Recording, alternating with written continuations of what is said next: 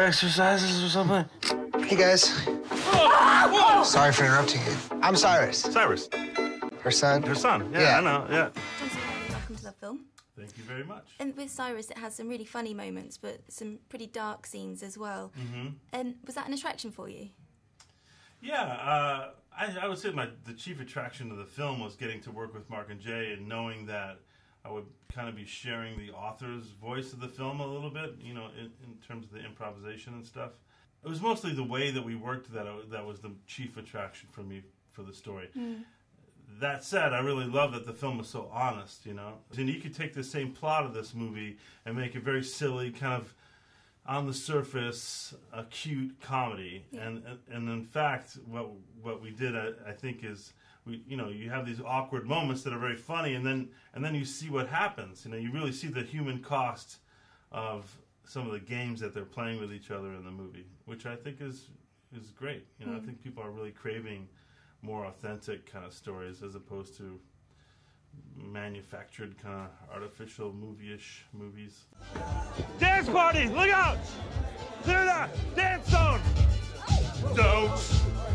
Don't you want me? Come on! No, I can't believe it when I said I love rock. As you mentioned, the film's got real honesty and reality about it. What do you hope people take away after they've watched it?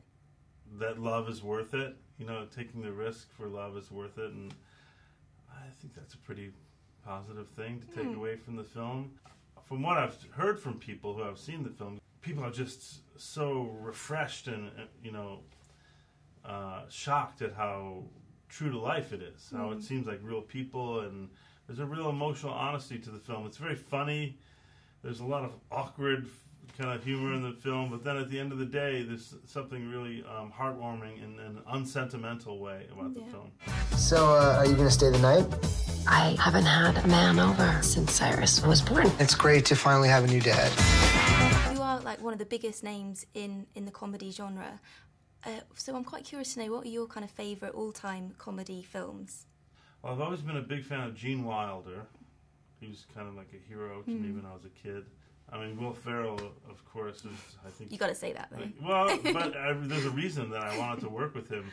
And the reason that I love him so much is because he's really amazing.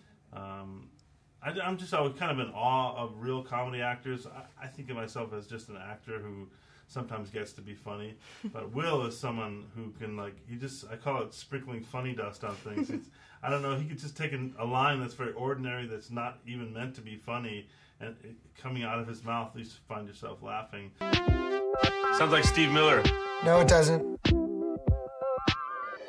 It's great to finally have a new dad.